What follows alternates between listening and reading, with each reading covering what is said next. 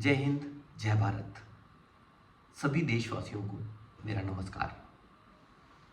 दोस्तों, आज जिस विषय पे हम चर्चा करने वाले हैं वह है भारत सरकार द्वारा लाई गई एक पॉलिसी, एक एग्जीक्यूटिव ऑर्डर जिसको हम अग्निवीर स्कीम या अग्निपथ योजना के नाम से जानते हैं। दोस्तों, इस चर्चा को हम 3 भाग में डिवाइड करेंगे। सबसे पहले हम ये देखेंगे कि भारत सरकार ये योजना लाई क्यों और क्या ये कॉन्स्टिट्यूशनली वैलिड है या नहीं है। क्या इस योजना को किसी कमेटी की रिपोर्ट में रिकमेंड किया गया था या हमने किसी प्रगतिशील देश से इस योजना को कॉपी किया है। दूसरे भाग में हम ये देखेंगे कि अग्निपथ स्कीम का हमारी सोसाइटी में क्या इम्पैक्ट आएगा और कौन लोग हैं जो अग्निवीर स्कीम के लिए एनरोल करेंगे। और हम ये भी देखेंगे कि जनरल सोल्जर और अग्निवीर में क्या डिफरेंस है। तीसरे भाग में हम ये डिस्कस करेंगे कि मिलिट्री को अग्निवीर से क्या फायदा होगा या अग्निवीर का मिलिट्री पे क्या इम्पैक्ट आएगा। तो आइए चर्चा शुरू करते हैं। सबसे पहले ये देखते हैं कि सरकार ने अग्निवीर योजना में क्या क्या प्रावधान किए हैं या अग्निवीर को क्या क्या फैसिलिटीज ये देंगे। तो जैसा कि ये नोटिस हमारे सामने है, अग्निवीर को पहले साल सरकार ने 30,000 रुपये का एक पैकेज अनाउंस किया है। इस 30,000 में 30% कट के, जो कि 30% है 9,000 रुपया, ये एक सेवानिधि पैकेज में अग्निवीर का कंट्रीब्यूशन होगा और कट के इनको 21,000 इन हैंड मिलेगा। ओवर एंड अबव दिस इनको जो अलाउंस मिलेंगे वह रहेंगे risk allowance, hardship allowance, dress allowance and transportation allowance. और compare to a regular soldier जो इनको नहीं मिलेगा वह रहेगा डियरनेस अलाउंस, महंगाई भत्ता नहीं मिलेगा। मिलिट्री सर्विस पे, इनको मिलिट्री सर्विस पे नहीं मिलेगी और ना ही ये लोग किसी कॉन्ट्रीब्यूटरी प्रोविडेंट स्कीम के भागीदार रहेंगे। लॉन्ग टर्म में देखें, अग्निवीर को, क्योंकि ये 4 साल की एंट्री है, ये ग्रेचुइटी भी नहीं मिलेगी। इनको पोस्ट रिटायरमेंट ECHS, जिसको हम मेडिकल सर्विसेज बोलते हैं, मेडिकल सपोर्ट बोलते हैं, वो भी नहीं मिलेगा। इनको पोस्ट रिटायरमेंट कैंटीन फैसिलिटी नहीं मिलेगी और वो सारी फैसिलिटीज जो एक्स सर्विसमैन को मिलेंगी वो अग्निवीर को नहीं मिलेंगी। तो ये लोग एक्स सर्विसमैन नहीं बनेंगे, ये सिर्फ अग्निवीर ही रह जाएंगे। तो आइए देखते हैं कि सरकार ने ऐसी पॉलिसी लाई क्यों। जैसा कि आप जानते हैं, टाइम टू टाइम सरकार किसी भी एक प्रॉब्लम को लेके या किसी भी एक सब्जेक्ट को लेके कमेटीज बिठाती है और इसी लाइन में स्वर्गीय डिफेंस मिनिस्टर श्री मनोहर पर्रिकर जी ने 2015 में एक कमेटी बिठाई जो लेफ्टिनेंट जनरल शाकेतकर थे, उनकी अगुवाई में, और उनको बोला कि इस कमेटी का मेन काम होगा कॉम्बैट कैपेबिलिटी ऑफ इंडिया को बढ़ाना और जो बजट में डिफेंस का हिस्सा है उसको कैसे कम किया जाए। 2016 में इसकी रिपोर्ट सबमिट हुई और शाकेतकर साहब ने उस रिपोर्ट में कुछ रिकमेंडेशंस दी, जिसमें मेजरली एक रिकमेंडेशन ये थी कि डिफेंस के बजट में हम परसेंटेज ऐसे कम कर सकते हैं कि अगर हम डिफेंस सिविलियंस को, जो कि 45% ऑफ पे and allowances of defence budget है, उसके हिस्सेदार हैं, उनको फेज वाइज कम किया जाए। खैर, वो तो सरकार पे है, सरकार उसको कैसे इंप्लीमेंट करती है, बट कहने का मतलब ये है कि अग्निवीर जो था या अग्निवीर की जो स्कीम थी वो शाकेतकर साहब की कमेटी में नहीं थी। ये देखते हैं कि क्या कॉन्स्टिट्यूशनली वैलिड है ये स्कीम। तो मैं आपको बता दूं, सरकार कोई भी स्कीम बनाती है तो उसके पीछे एक गाइडलाइन रहती है। जैसे कि सरकार के काम करने में भी कॉन्स्टिट्यूशन जो है एक गाइडलाइन के तौर पे काम करता है। Constitution is Bible of governance. तो कॉन्स्टिट्यूशन में कोई भी पॉलिसी अगर सरकार बनाती है तो सरकार को एक general guidelines, directive principle for the state policy के नाम से आर्टिकल 36 से लेके आर्टिकल 51 तक जो है उसमें दी गई है। क्या ये पॉलिसी किसी भी डायरेक्टिव प्रिंसिपल को कंफर्म करती है? किसी भी डायरेक्टिव प्रिंसिपल में क्या ऐसा बोला गया है कि आप लोगों का जो हित है वो सिर्फ 4 साल के लिए कीजिए और उसके बाद आप मत कीजिए? तो मेरे हिसाब से कॉन्स्टिट्यूशनली ये पॉलिसी वैलिड नहीं है।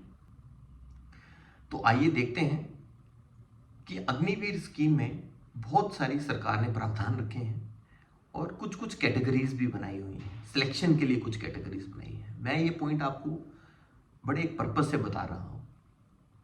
कैटेगरी मतलब जैसे जनरल कोई रिक्रूटमेंट होती है नॉन मिलिट्री, तो उसमें SC ST OBC होता है।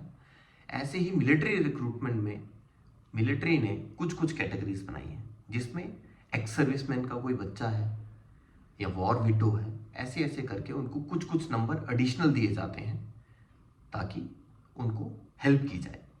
तो इसमें एक कैटेगरी है जो कि बहुत इंटरेस्टिंग है, मैं आपको बता रहा हूँ। उस कैटेगरी में ये लिखा गया है कि वो युवा जिन्होंने देश को अंतर्राष्ट्रीय लेवल पे रिप्रेजेंट किया है उनको भी एक कैटेगरी दी जाएगी। तो प्रश्न ये है कि वो युवा जिसने देश को एक अंतर्राष्ट्रीय लेवल पे रिप्रेजेंट किया है, देश का नाम रोशन करने की कोशिश की है, उसको हम अग्निवीर एंट्री में शामिल कर रहे हैं। तो ये बहुत बड़ा एक प्रश्न चिन्ह है। अब ये देखते हैं कि कौन लोग हैं जो कि फौज में भर्ती होते हैं और उनकी आशाएं फौज से क्या रहती हैं। आप देखें, जितने भी PBOR होते हैं, पर्सनल बिलो ऑफिसर रैंक, उसमें 90% लोग गांव से, रूरल एरिया से रहते हैं। और जब ऐसे किसी परिवार का, ऐसे किसी गरीब परिवार का बच्चा फौज में जाता है तो उसको एक सोशल सिक्योरिटी मिलती है, सोशल रिस्पेक्ट मिलती है, एक जॉब मिलती है। जब वो रिटायर होके आता है उसको एक कैटेगरी मिलती है और एक रिस्पेक्टफुल लाइफ वो अपनी जीता है। लेकिन अभी अग्निवीर आने के बाद क्या उसको वही रिस्पेक्ट मिलेगी या नहीं मिलेगी, ये फिर से क्वेश्चनेबल है, क्योंकि वो तो एक्स सर्विसमैन ही नहीं रहेगा। अब देखते हैं ये कंट्रीब्यूशन पैकेज क्या है। जो सेवानिधि पैकेज है, जिसमें 30% बेसिक का हर सोल्जर का, हर अग्निवीर का, सॉरी सोल्जर का नहीं, हर अग्निवीर का कॉन्ट्रीब्यूटरी इक्विवेलेंट जब सरकार देगी तो वो सेवानिधि पैकेज बनेगा। सेवानिधि पैकेज के नाम पे इन्होंने न्यू पेंशन स्कीम को मॉडिफाई करके एक सेवानिधि पैकेज बना दिया और अग्निवीर को दे दिया। अब कौन लोग हैं जो अग्निवीर बनना चाहेंगे?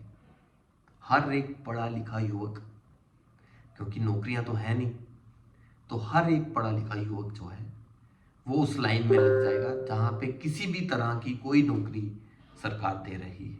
अब देखते हैं कि जब ये अग्निवीर फौज में भर्ती होंगे, फौज के अंदर देश की सेवा के लिए आएंगे, उस समय फौज इनको कैसे यूज कर पाएगी। तो एक एग्जांपल लेते हैं कि अगर लड़ाई होती है हमारी किसी नेबरिंग देश के साथ, तो क्या ये अग्निवीर अपनी लाइफ को सेक्रीफाइस करने के लिए तैयार रहेंगे? ये एक बहुत बड़ा प्रश्न चिन्ह है। भारत सरकार जो इक्विपमेंट नहीं ला रही है, उन इक्विपमेंट को चलाने के लिए एक एक्सपीरियंस्ड हैंड चाहिए। ये लोग जो 4 साल की टोटल सर्विस करेंगे, ये लोग अगर मशीन के पीछे आएंगे तो मशीन नहीं चला पाएंगे। Man behind the machine matters, experience matters. तो आप खुद ही सोच लीजिए कि ये अग्निवीर हमारे देश की सेना को मजबूत करेंगे या कमज़ोर करेंगे। अब एक बात और डिस्कस करते हैं कि पोस्ट रिटायरमेंट जब ये लोग बाहर आएंगे तो ये देश में कैसे कंट्रीब्यूट करेंगे और इनका पोस्ट रिटायरमेंट रीसेटलमेंट कैसे होगा। मैं आपको बता दूं कि मिलिट्री में एक डायरेक्टरेट जनरल रीसेटलमेंट करके एक डायरेक्टरेट है जो वेटरन सोल्जर्स को हेल्प करता है रीसेटल होने के लिए। जो इसका डेटा है वो ये बताता है कि ये सिर्फ 1% ही रिटायर्ड सोल्जर्स को अभी तक रीसेटल कर पाया है और वो 1% इंडस्ट्री में एक सिक्योरिटी गार्ड से ज़्यादा कुछ नहीं कर पाते। उनका जो एक्सपीरियंस है फौज का वो सिर्फ एक सिक्योरिटी गार्ड का काम करने के लिए ही रह जाता है। अब मैं आपको बताऊं, ये बहुत ही क्रिटिकल है हमारे एक्स सर्विसमैन के लिए भी। एक रेगुलर सोल्जर वेटरन जब इंडस्ट्री में एक सिक्योरिटी गार्ड का काम करता है तो डीजीआर के हिसाब से उसको 40,000 रुपया, मिनिमम 40,000 रुपया प्लस ड्रेस अलाउंस मिलता है इंडस्ट्री से। लेकिन जब ये 4 साल वाले अग्निवीर आ जाएंगे ये तो 20,000 में भी काम करेंगे या 25,000 में काम करेंगे। ये हमारे वेटरन सोल्जर्स का जो एम्प्लॉयमेंट है उसको भी खतरे में डाल देंगे। ये वाली जो स्कीम है हमने यूनाइटेड स्टेट से कॉपी की हुई है। यूनाइटेड स्टेट में सिमिलर स्कीम है बट उसमें एक ही डिफरेंस है जो कि बहुत सिग्निफिकेंट है। वो ये है कि यूनाइटेड स्टेट्स में सोल्जर्स को एक ऑप्शन दिया जाता है, वहाँ के अग्निवीर को एक ऑप्शन दिया जाता है कि वो कंटिन्यू करना चाहें तो 20 साल की सर्विस तक के लिए कि पेंशनेबल सर्विस के लिए कंटिन्यू कर सकते हैं और नहीं करना चाहें तो वो 4 साल में छोड़ दें। जो कंट्रीज़, बड़ी बड़ी कंट्रीज़ हैं जैसे इज़राइल है, रशिया है, अज़रबैजान है, उसमें ये देखा गया है कि जो सोल्जर्स हैं, वेटरन्स हैं, उनको जॉब ना मिलने के कारण they have become mercenaries. Mercenaries मतलब they have become contract killers. और हमारे देश में आप देखिए, हम 4 साल ट्रेन करके सोल्जर को जब बाहर निकालेंगे और ये सोल्जर नहीं, अग्निवीर, इन अग्निवीर को बाहर निकालेंगे। जो माओवादी लोग हैं, जो नक्सलाइट्स हैं, जो टेररिस्ट हैं, उनको ट्रेंड मैन बार हम दे देंगे। ये डाइवर्ट हो सकते हैं। अगर इनको नौकरी नहीं मिली तो ये देश के लिए एक दिन खतरा बन सकते हैं। अंत में मैं भारत सरकार से ये निवेदन करना चाहता हूँ कि अग्निवीर योजना में जो उन्होंने 4 साल के बाद 25% अग्निवीरों को परमानेंट जॉब देने की बात की है, आप उसको बढ़ा के कम से कम 75% कीजिए ताकि देश का युवा अग्निवीर देशभक्ति के लिए बने, ना कि एक 4 साल की नौकरी के लिए। इससे उससे देशभक्ति की भावना बढ़ेगी और देश प्रगतिशील दिशा में अग्रसर रहेगा। मैं आप सब लोगों से भी ये विनती करता हूँ कि इस वीडियो को शेयर कीजिए और हो सके तो अपने स्टेटस में डालिए ताकि हमारे प्रधानमंत्री जी तक ये संदेश पहुँचे और इस पर जल्द से जल्द एक्शन लिया जाए। जय हिंद, जय भारत।